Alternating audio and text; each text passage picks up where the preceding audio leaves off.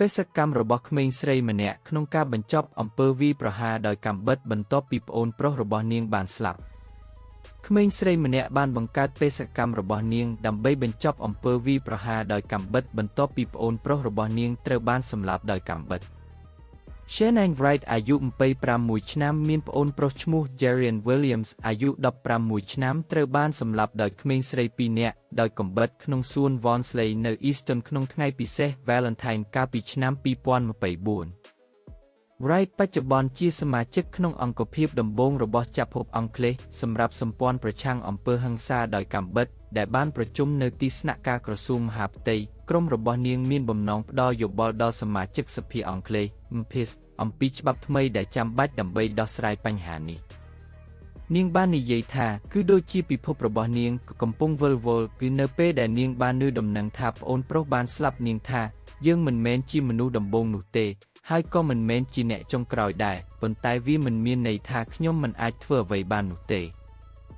នាងសង្ឃឹមថានឹងអាចផ្ដល់អំណាចមួយចំនួនចំពោះរដ្ឋមន្ត្រីអំពីអ្វីកំពុងកើតឡើងនៅក្នុងទីក្រុង Bristol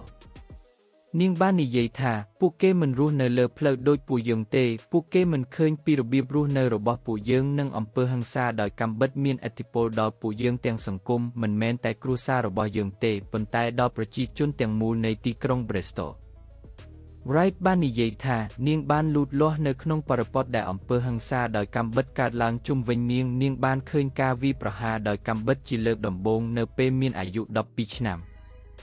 ជនរងគ្រោះនៃហេតុការណ៍នោះបានរស់រានមានជីវិតហើយ Wright បាននិយាយថានៅពេលនោះនាងមិនបានចាត់ទុកវាជារឿងធំពេកទេប៉ុន្តែបន្ទាប់ពីសេចក្តីស្លាប់របស់ Jerian ដែលកើតឡើងអស់រយៈពេលជាង1ឆ្នាំមកនេះនាងបានក្លាយជាអ្នកដឹកនាំឥទ្ធិពលដ៏សកម្មក្នុងការប្រយុទ្ធប្រឆាំងបញ្ហានេះនាងបាននិយាយថាវាជាការពិតណាស់ថាខ្ញុំដូចជានៅក្នុងពិភពថ្មីមួយចាប់តាំងពីប្អូនប្រុសខ្ញុំត្រូវបានសម្លាប់ដោយកាំបិត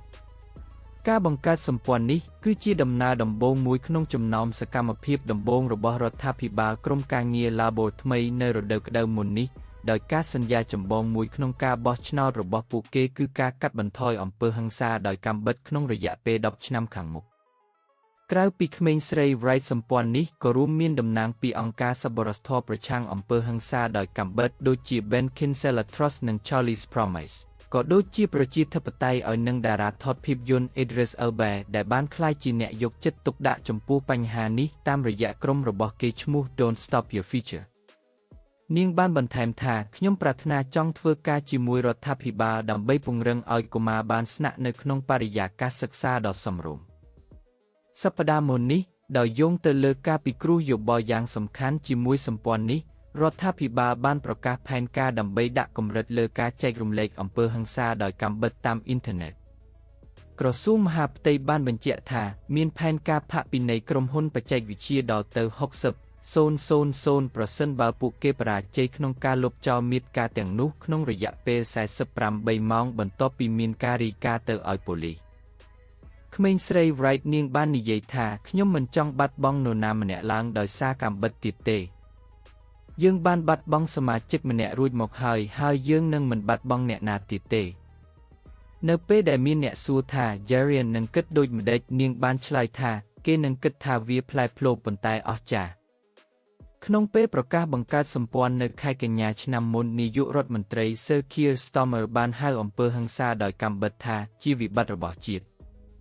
យើងនឹងយកឱកាសនេះដើម្បីរួមគ្នាជាតិទាំងនយោបាយគ្រួសាររបស់ជនរងគ្រោះយុវជននិងក្រុមហ៊ុនបច្ចេកវិទ្យាដើម្បីកាត់បន្ថយអំពើហិង្សាដោយកាំបិត